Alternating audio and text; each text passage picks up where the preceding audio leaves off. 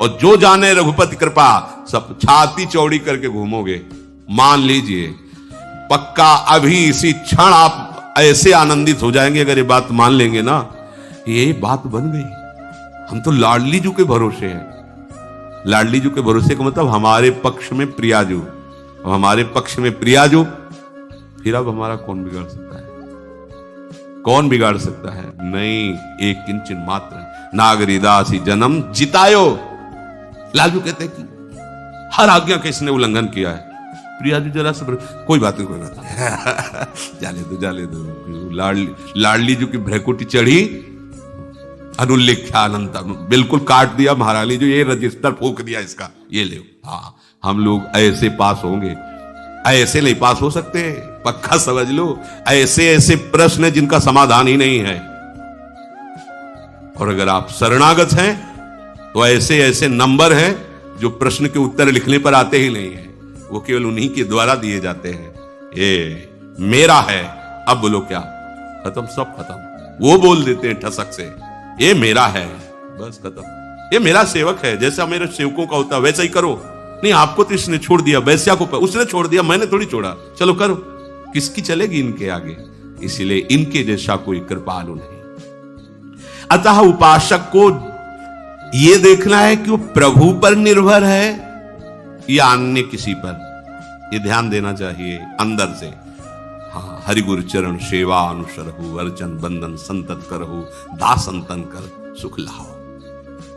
हमारा आश्रय तत्व दृढ़ होना चाहिए। अब इस आश्रय तत्व में जितना अहंकार है वो बाधा पहुंचाता है। वो सांप की तरह फन फैला करके दौड़ता है बार बार, जैसे प्रभु नाच नाच करके कालिया के फणों को मर्दन कर दिया, अहंकार चूर कर दिया। ऐसे ही फिर आश्रयदाता हरि नृत्य करते हैं, उसके अहंकार पर चूर चूर कर देते हैं। जो भी कहीं कुछ भी सब मिटिया मेट कर देते हैं। एकदम दैन्यता की मूर्ति वो उपासक हो जाता है, क्योंकि उसको कोई बल ही नहीं। अगर वो कुछ भी सोचे तो क्या सोचे, उसके पास है ही नहीं कुछ प्रभु की सिवा को। तो फिर जैसा जोई जोई प्यारो करे सोई मोहि भावे, क्योंकि उसके पास कुछ है ही नहीं। ऐसा उपासक अभी जीवन मुक्त है। अभी कुछ भी हो, कोई भी हो, कैसा भी हो, अभी जीवन मुक्त है। अभी अंतिम फाइनल उसका अभी इसी क्षण हो गया। बस केवल प्रभु का भरोसा। ये जबान से कहने की बात नहीं है, ये वहां रोक के प्रश्न करें, मैं तो प्रभु के भरोसे हूं। जैसे कल प्रश्न हुआ, मैं तो समर्पण किए हूं, फिर हमारा काम क्यों नहीं बना? तो तुम्हारा काम क्या रह गया? तुम रह गए, तुम्हारा काम रह गया। तो समर्पण बकवास को थोड़ी कहते हैं। समर्पण किनका होता है? तन का, मन का, प्राणों का, स्वयं का।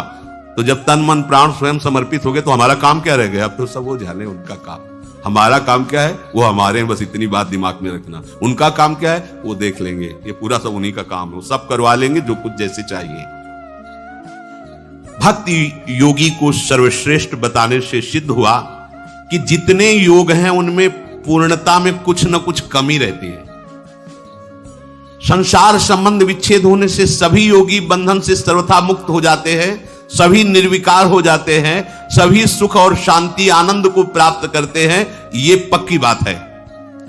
परंतु जो प्रभु का अनन्य आश्रय लेकर भजन करता है उसमें और इन सब में अंतर है। इनमें भगवत प्रेम नहीं होता। मुक्त हो जाएंगे, सुख शांति को प्राप्त हो जाएंगे, पर प्रेमी नहीं होंगे। और जो भगवद आश्रित होता है उसको प्रेम, ये सब योगों का श्रेष्ठ योग प्रेम योग है, उसे प्रेम प्राप्त होता है। जैसे उद्धव जी अपने को पूर्ण मानते थे, पर जब प्रेमी गोपी जनों के समीप गए तब उनको अपनी अपूर्णता का बोध हुआ। ऐसे ही जितने भी योग हैं यहां जो वर्णन किया जा रहा है कि वो निर्विकार हैं, वो मुक्त हो जाएंगे, सुख मिलेगी, शांति मिलेगी, आनंद का अखंड अनुभव होगा, सब ठीक है, पर वो प्रेमी नहीं कहे जाएंगे। ये पूर्णता अनन्य भाव से भगवत भजन करने में ही होती है। आगे प्रभु करुणा करके अपनी तरफ से अर्जुन जी को उपदेश कर रहे हैं। मैया आसक्त मनाह पार्थ, ये बहुत अमृतमय वचन। मैया आसक्त, केवल मेरे में आसक्त, ये बहुत अमृतमय वचन है। प्रभु में आसक्ति ये बड़ी दुर्लभ बात है। अपने कल्याण के लिए योग ज्ञान साधन सब मंगल में है, लेकिन प्रभु में आसक्ति। इसीलिए हरिवंश महाप्रभु कहते अलम विषय वार्तया नरक कोटि बीभत्सया वृथा सुति कथाश्रमो बत विभेमि कैवल्यता परेश भजनोन्मदा यदि सुखादया किम ततः। क्या ये विषय वार्ता तो करोड़ों नरकों से भी गंदी क्यों करते हो, और वेद की वार्ता भी मेरे सामने क्यों, मेरे लिए तो बेकार है। और ये बड़े बड़े महापुरुष ईश्वर की भक्ति में लगे हैं, इनको भी प्रणाम है, मुझे इनसे भी कुछ नहीं। तो आप हो कहां, परम तुम राधिका पद रसे मनो निमज्जत यू वृंदावन शिम कश्चन घनाश्चर्या किशोरी मणिस तत्कंकर रसामृतादि परम चित्ते न में रोचते। जी और कुछ अच्छा नहीं, बस प्यारी जी की प्रतिपल मुस्कुराहट देखना है, उनको शुभ पहुंचाना है। गोरे चरणारविंद की सिवा मुझे कोई मोक्ष परम पदवी कल्याण सब नहीं चाहिए। ये बात, ये सब अपने कल्याण के लिए है, योग ज्ञान वैराग्य। और ये क्या है, ये ऐसी प्रेमावस्था प्रदान करती है भक्ति जिसमें प्रिया प्रीतम के सुख में निमग्न रहना। प्रिया प्रीतम को सुखी देखकर लाल ललना मिली तो हियो शिरावत मोह। यह है मैया शब्द, केवल मेरे में आसक्त। ये दुर्लभ पद है, दुर्लभ पद, केवल मेरे में आसक्त। कोई तत्व ज्ञान में, कोई योग में, कोई अमुक अमुक अमुक अमुक, किस लिए? परम कल्याण हो जाएगा, सिद्ध हो जाऊंगा, मोक्ष पदवी मिलेगी, दुख निवृत्ति हो जाएगी, इसी में सब। और यहां मैया शब्द, मुझे कोटि कोटि नरक भोगने पड़े तो परवाह नहीं, पर प्यारे तू हमारे नेत्रों से ओझल मत होना। तुम्हारी मंद मंद मुस्कुराहट हमारे हृदय में, हमारे नेत्रों में बसी रहे। नरक भोगवाओ, कोई बात नहीं, नारके परमे पदे थवा, मुझे इनसे कोई मतलब नहीं। नरक स्वर्ग अपवर्ग आस नहीं त्रास है, परमार्थ व्यवहार बनो कि ना बनो, सुख दुख भुगते दे, कोई परवाह नहीं। ये देखो, ये है मैया आसक्त, मेरे में आसक्त। मय्यासक्त मनाः पार्थ योगम युञ्जन मदाश्रयः असंशयम समग्रम माम यथा ज्ञास्यसि तच्छृणु। मेरे में आसक्त मन वाला और सिर्फ मेरे ही आश्रित, ये खास बात है। केवल भगवद आश्रय, यहां चूक हो जाती, केवल में चूक हो जाती। आश्रय तो लिए प्रभु का, लेकिन भगवद आश्रय लिए हैं अपने सुख साधन के लिए, और वो भी अनन्य भाव से नहीं लिए। मांगना भी अच्छा है, हम कहते हैं बच्चा बन के मांगो, स्वामी बन के नहीं। पैसा कर दो, इतने लाख का भोग लगा देंगे, ये कौन बोल रहा है?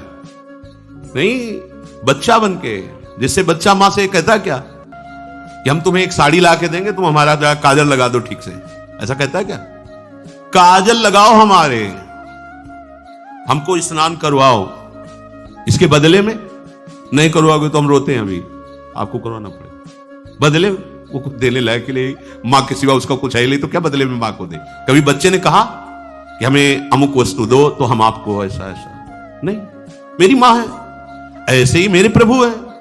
अगर उस कोटि का भक्त नहीं बनाऊं तो मांगूंगा अपने प्रभु से, लेकिन लोभ लालच घूस दे के ले, हमें पता ही नहीं, कुछ तो दे, क्या तो हमें चाहिए। कैसे चाहिए? जैसे अपने स्वामी से, अपने पिता से, अपनी मां से हम झगड़ जाते हैं। छोटा बच्चा खिलौनों के लिए झगड़ जाता है, नाशवान खिलौना है, प्लास्टिक का है, पर झगड़ जाता है, मुझे ये चाहिए। वो ये नहीं कहता कि आपको ये ला के दूंगा, आप हमें ये ला के दो। हम लोग ऐसे ही स्वामीगिरी प्रभु से झाड़ते हैं, फूल बंगला बनवा देंगे, आप ऐसा कर दो ना, ये वाला मुकदमा जितवा दो, अगले साल 100 ब्राह्मण खवाएंगे, ऐसा ऐसा। और आपको ये क्या, वो कौन बोल रहा है? बच्चा बोल रहा है क्या? बच्चा, प्रभु गलती हो गई, प्रपंच में फंस गया हूं, एक बार निकाल दो नाथ, बस आपका भजन करूं, आपके आश्रित रहूं।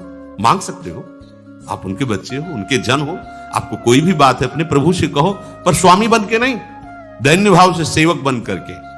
और आगे चलकर जब आप समझ जाओगे तो मांग ही मिट जाएगी। मैयाशक्त मना, प्रभु में आसक्त। ये जानते हो कैसे होती है?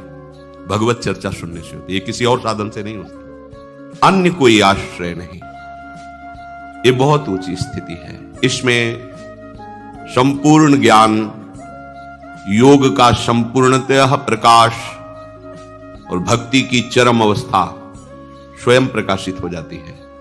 उसे अलग से कोई साधन नहीं करना पड़ता, निरंतर निष्काम भाव से, कोई चाह नहीं। ये चाह को भी मिटा देगा भजन। ये स्थिति है, प्रारंभ में किसी की ऐसी स्थिति नहीं होती। ये पीछे के श्लोक में श्री भगवान ने वर्णन किया। जो प्रयत्न पूर्वक उपासक अपनी उपासना में मन को दृढ़ कर दिया है, प्रयत्न पूर्वक बार बार मन हमको उपास्य देव से विमुख करने की चेष्टा करेगा, पर हमें प्रयासरत रहना है।